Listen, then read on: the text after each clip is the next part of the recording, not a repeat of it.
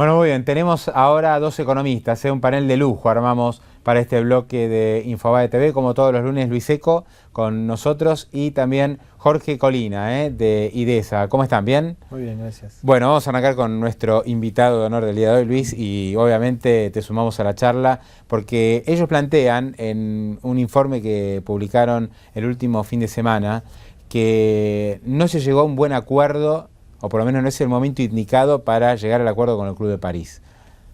Me gustaría que lo cuente, Jorge. Esto pues es bastante polémico, ¿no? Es decir, cuando todo el mundo estaba pidiendo a grito, arreglemos con el Club de París, ustedes plantean que por ahí no fue tan conveniente el acuerdo. Sí, tiene que ver con la situación fiscal fundamentalmente. Es decir, el Club de París es una fuente de financiamiento externa, obviamente es positivo tener abierta esa puerta, es positivo haber arreglado el tema, pero tenemos que tener presente de que esa inversión debería ser, por ejemplo, para el desarrollo de infraestructura, o sea, debería para mejorar los puertos, dragar los ríos, hacer las autopistas, mejorar el sistema ferroviario de carga. Todas estas materias pendientes de infraestructura se podrían hacer con el tema del Club de París. Pero cuando uno mira la situación de Argentina, el tema fundamentalmente del déficit fiscal, que hoy está llegando en el primer trimestre del 2014, o sea, en 3 meses solamente, fue de 5.000 millones de dólares. Parte se financió con ANSES, parte se financió con el Banco Central, pero no alcanzó.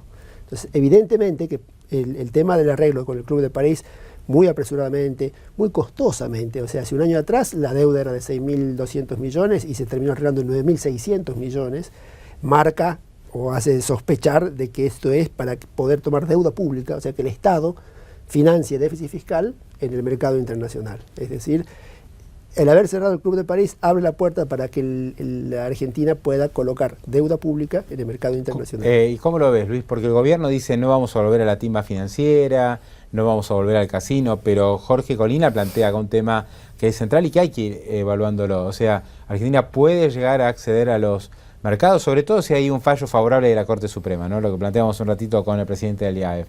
Si sucede eso, digamos, el país tranquilamente podría ir a tasas no del 4 o del 5, pero sí del 8 o del 9. Y ahí habría varios emisores dispuestos a endeudarse. ¿Pero para qué van a usar la plata? Claro, hay mucho apetito en realidad en el mundo, hay mucha liquidez y apetito por riesgo emergente, sobre todo de un país que ha estado ausente de los mercados durante bastante tiempo.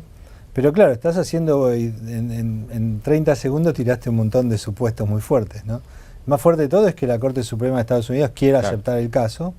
Evidentemente, si hay un fallo cercano porque la Corte Suprema no lo acepta, yo te diría que olvídate que haya alguna posibilidad de conseguir deuda, incluso del lado de aquellos que hoy tienen ganas de demandar deuda como de la Argentina. Es decir, si el mercado norteamericano se mantiene cerrado, digamos, para emisiones soberanas, por el tema de los holdouts y por el tema judicial, muy difícil que Argentina pueda colocar. Si la Corte Suprema toma el caso y eventualmente hacia fin de año, hacia nuestro comienzo del verano, tenés alguna resolución favorable, porque son dos cosas distintas, ¿no? Una que tome el caso y que después se expida de forma diferente que lo han hecho los tribunales inferiores, cosa que también es un supuesto bastante fuerte. Recién ahí yo te diría que podríamos tener las tasas que vos mencionaste. Mientras tanto, suponete que solo la Corte Suprema toma el caso, no hay un fallo sino hasta fin de año. Las tasas que puede aspirar Argentina no sé si son de un dígito, ¿no? Está la idea esta de que el gobierno solo tomaría deuda si es de un dígito el costo, y yo por ahora no veo mucha voluntad del mercado de prestar a un dígito, a menos que haya garantías muy grandes, ¿no? Por ejemplo, a YPF le prestaron un dígito. Bueno, pero YPF es otro perfil, digamos, que el soberano. El soberano tiene un problema muy serio que es si quiere emitir el mercado internacional, ¿cómo va a pagar, ¿no? Y hasta tanto no se levante el tema de los holdouts, ahí...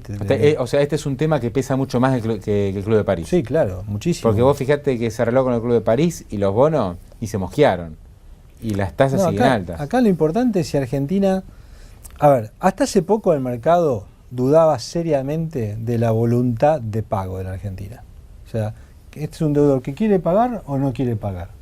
La verdad es que el acuerdo con Repsol y el Club de París indica que este es un deudor, Argentina somos, un deudor que queremos pagar. Entonces ahora la pregunta es si hay capacidad de pago de la deuda, no ya tanto voluntad de pago. Y uno empieza a ver, digamos, algunas cosas. El déficit fiscal que no se reduce, la voluntad del gobierno por preservar las reservas, o sea, tratar de cuidar las reservas aún a costa de comprar más recesión, ¿no? Que es lo que está haciendo al impedir que se paguen algunas importaciones. Me parece que empieza a quedar más claro la idea de decir, bueno, pero ¿qué tenemos? Tenemos un deudor que quiere pagar, pero va a poder pagar, entonces vos ahí empezás a subir de nuevo, digamos, el riesgo percibido es más alto, entonces la tasa de interés que te piden es un poco más alta. Ahora, el tema del déficit, Colina, ¿qué va a pasar? Porque es algo ya recurrente, ¿no? Estamos permanentemente dándole vueltas a si hay ajuste, no hay ajuste. El gobierno puede cerrar las cuentas con cada vez más financiamiento del Banco Central y de ANSES. ¿Eso es sostenible en el tiempo? El déficit viene creciendo, o sea, año a año es mayor, es más. Si uno piensa, el primer trimestre del 2014 fue de 5.000 millones de dólares, en el primer trimestre del 2013 eran 4.400 millones de dólares, o sea, esto es severo. ¿Qué es lo que motoriza ese déficit? Bueno, en primer lugar, el tema de las jubilaciones, el 40% del gasto público son las jubilaciones, que se ajustan automáticamente con inflación y recaudación. Luego vienen los salarios públicos, que también se ajustan casi automáticamente con inflación por el tema de las paritarias. Sin embargo, jubilados aumentó menos que la inflación, ¿no? El último aumento fue menor. Que fue el de marzo. Sí, también había habido una disminución de la recaudación, por eso es que había disminuido. Pero en definitiva, los ajustes de los jubilados van en consonancia con los ingresos. Es decir, no hay posibilidades de licuar gasto público por la vía de licuar las jubilaciones, por lo menos hasta ahora. Y lo otro que es central, el tema de los subsidios. Es decir, en la Argentina, al ser un importador de energía, se ha convertido en un país en donde si devalúa, aumenta el gasto público, porque en definitiva se le encarece su principal importación, que es el tema de la energía, y que la tiene que pagar el O sea que el efecto de la devaluación, que en algún momento era volvernos más competitivos, ¿no? Eso se fuma porque al mismo tiempo hay que importar cada vez más energía, y esa energía medida en dólares cuesta cada vez más pesos. Claro. O sea que la devaluación termina teniendo también un efecto desfavorable en las cuentas. Es más, si uno hace un paralelismo con la devaluación del 2002, ahí hubo un fuerte aumento de la recaudación impositiva, y las jubilaciones y los salarios públicos no crecieron. Crecieron luego en el 2003 y en el 2004 y se aceleraron en el 2005, y ahí se produjo el superávit fiscal.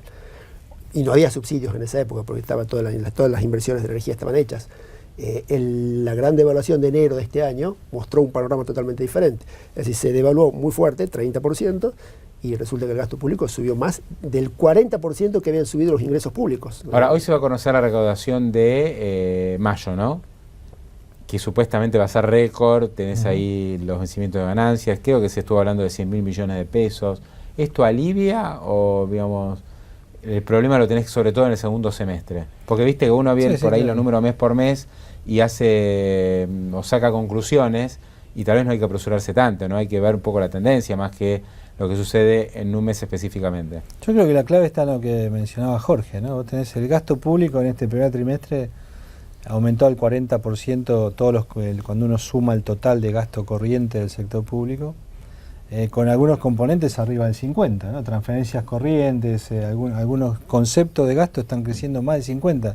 Imagínate, Pablo, que hay una variable en la economía argentina que aumenta del 40-50% anual. Entonces vos decís, ¿y cuál variable es esa? El gasto público. Y vos decís, bueno, ¿cómo se financia?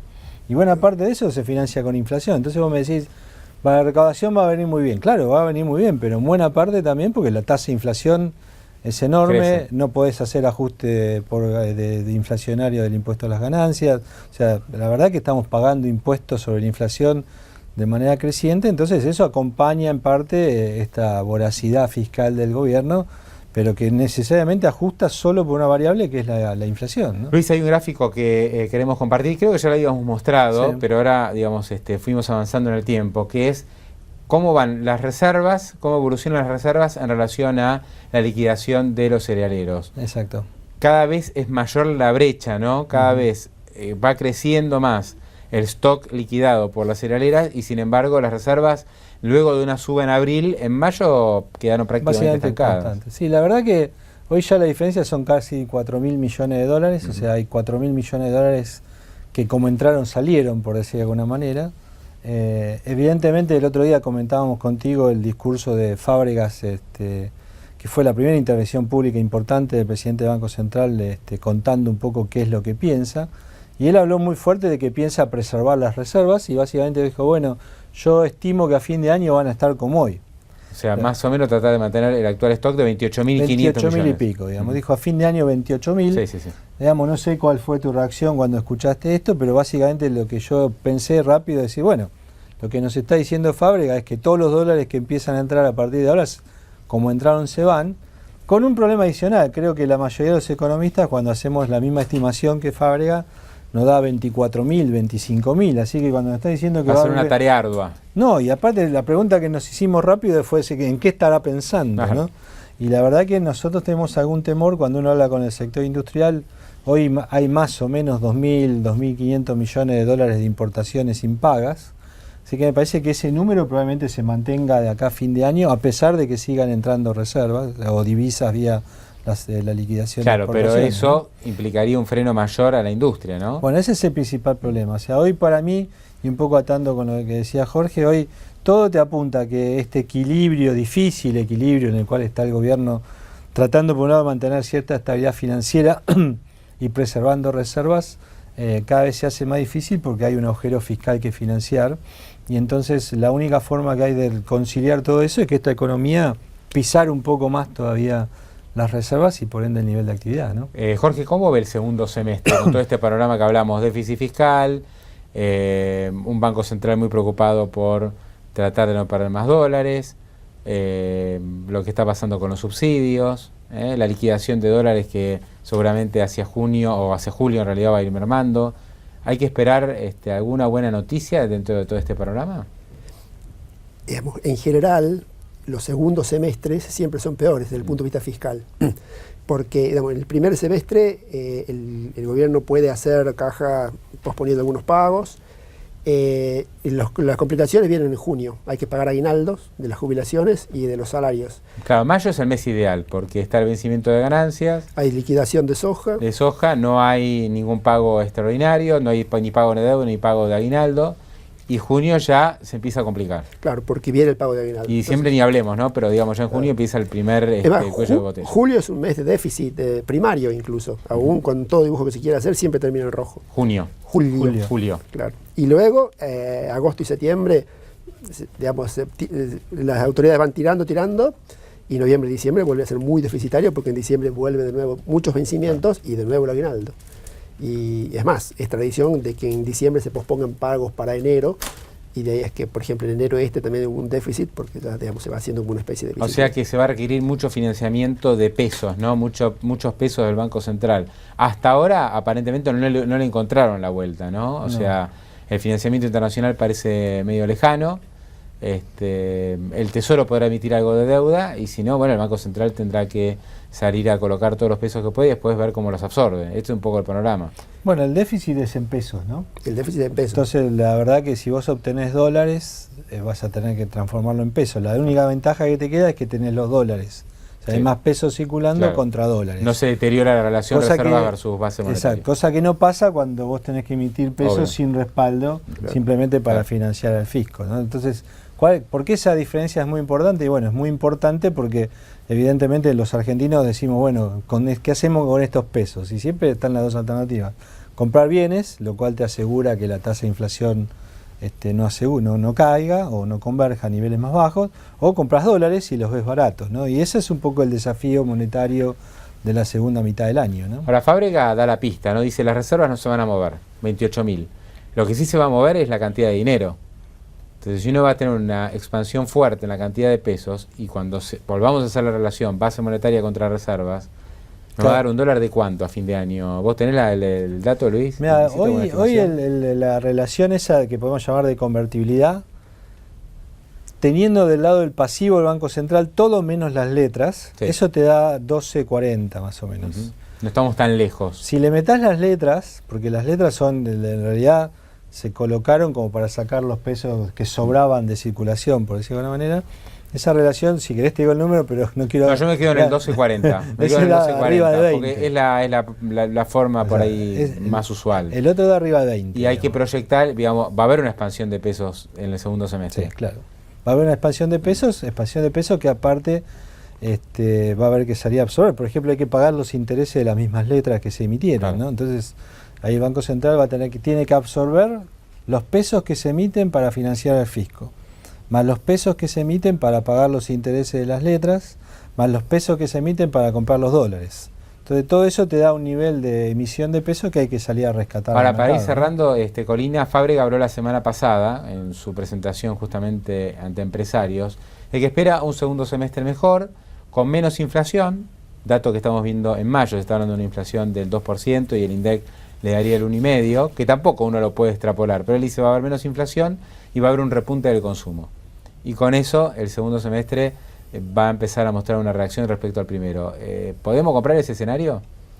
Y es difícil. A mí me parece, digamos, que el segundo escenario va a ser complicado en términos de inflación si no se hace nada para, digamos, combatir la inflación. O sea, si no, ni siquiera trabajamos sobre las expectativas en torno al déficit fiscal, es difícil pensar que la tasa de inflación va a ser sustancialmente menor. Y segundo, en una economía que ya está muy recalentada, que tiene semejante nivel de emisión monetaria, pensar que cae la inflación y aumenta el consumo sin sugerir alguna medida concreta, es difícil pensarlo. Sí, uno habla de una caída de la inflación, pero estamos hablando de una inflación del 2% en mayo, ¿no? Que es un mes que estacionalmente es bajo, ¿no? En materia inflacionaria. Más flojo, sí. Hoy miraba los datos que hace el IPSIS sí. En la página de Levi Sheyati, y le daba que en Buenos Aires era 3, digamos, ¿no? Entonces acá la tasa de inflación es como que le costó más bajar que en algunos lugares del interior, digamos, ¿no? Yo veo muy difícil el manejo monetario de la segunda mitad del año, por lo tanto no auguro que la tasa de inflación pueda reducirse, a menos que empecemos a ver algún progreso en materia fiscal, cosa que luce bastante improbable, ¿no? ¿Y puede bajar las tasas el Banco Central o ya sería jugar con demasiado, ¿no? Ahí en el límite? Y cuando uno mira estos números y mira lo fiscal, mira la necesidad de financiamiento, por lo menos la necesidad de absorber la emisión de pesos que se hace por otras vías, no solo la fiscal, yo veo muy difícil bajar las tasas, pero me quedo un poco con lo que dijo Jorge, ¿no? La verdad es que es muy difícil que la política fiscal y la política monetaria hoy puedan hacer algo, digamos, para recuperar la actividad si la inflación, con esta tasa de inflación, ¿no? O sea, se anulan a sí mismas, digamos, ¿no? O sea, no, vos haces política fiscal expansiva, la gente descuenta que vas a tener que emitir más, eso genera más inflación y más expectativa de evaluación. No necesariamente genera mayor nivel de actividad económica. Sí, es evidente que el programa de precios cuidados, digamos, marginalmente pudo haber controlado algunos precios, aunque fue muy marginal, ¿no? Muy acotado, pero no ayudó a mejorar las expectativas, que debería ser la idea de cualquier plan de control de precios o plan antiinflacionario, o sea, trabajar sobre las expectativas del público. Esto, el gobierno ha fracasado sistemáticamente en este aspecto. Desde el año 2007 que viene fracasando con el tema de controles de precios o esto de precios cuidados, que lo había hecho Moreno. Pero me parece que lo más importante es que cada vez los argentinos vamos poniéndonos techos más altos como aceptables. Es decir, hasta el año pasado estaba prohibido decir que la inflación era el 2. Hoy, ya digamos, un funcionario dice el 2 es bajo. El tema de las tasas de interés. Y poco uno se va acostumbrando también. Claro, como llegamos a una tasa de interés del 29, entonces hoy una tasa de interés del 26 es baja. La tolerancia claro, pero una tasa de interés aumenta. del 26, una inflación de 2 mensual, pautas salariales del 30, es altísimo. Claro. O sea, es difícil pensar que uno pueda lograr algún escenario de estabilidad con esta dinámica de precios y salarios. Lo último, en un segundo nada más les pregunto, ¿qué cálculo tienen para el producto este año? Digamos, ¿qué va a pasar con la economía? No sé cuánto te da vos. O sea, yo tengo una estimación de entre menos 1,5% y menos 2% en el año, pero con tendencia a corregirla para abajo. O sea que esto no es una estanflación, sino que es una recesión con alta inflación, sí, una recesión. A ver, Argentina está en recesión y la verdad que no veo motivo. Mira, uno puede crecer porque crece el consumo y uno dice, ¿por qué va a crecer el consumo en Argentina? ¿Los salarios reales van a aumentar? Difícil. Va a haber más crédito disponible si el Banco Central sigue haciendo la mínima tarea que hay que hacer para que la inflación sea solo 2, de 3,5 o 4 por mes, difícil. Entonces, va a aumentar el consumo poco, inversión. La verdad que cuando uno me dice, bueno, ahora van a venir un montón de inversiones con inestabilidad nominal, o sea, con inflación como hay. Cuando vos no podés repatriar dividendos o no sabés si vas a poder importar, ¿no? Tus insumos. No sabes si vas a tener energía suficiente. Fíjate, ya empiezan los reportes que estamos viendo a ver qué pasa si un día que juega Argentina hace mucho frío o llueve o estamos todos en casa con todo prendido. No, que se apagan los televisores bueno, porque no sé, se pudre todo. Por la duda hay que comprar la radio. Ese día bueno, pero vos te lo tomás. Las industrias le cortan el gas a todas. Obviamente, eso es el problema. Todo ajusta por el lado que no ves. Claro. O sea, Jorge, ¿tu pronóstico para el año? También, digamos, yo creo que va a ser estancamiento en el tema de PBI. No tenemos muy claro si cuánto, pero bueno, sí, va a ser estancamiento y una inflación que va a ser bastante alta, va a estar por encima del 30%. Y digamos con perspectivas para el otro año que no son alentadoras, porque en definitiva el salario real no crece, el nivel de empleo tampoco va a crecer, o sea, tampoco va a haber una caída del empleo y un gran surgimiento del desempleo, va a ser más que nada también de estancamiento y de deterioro en la calidad del empleo. Pero por eso, sin ser alarmista, digamos, el escenario es de mayor estancamiento y de una inflación que se va retroalimentando. Jorge Colina, Luis Eco, como siempre un gusto. Gracias. Muchísimas gracias. Hacemos una pequeña pausa y ya seguimos.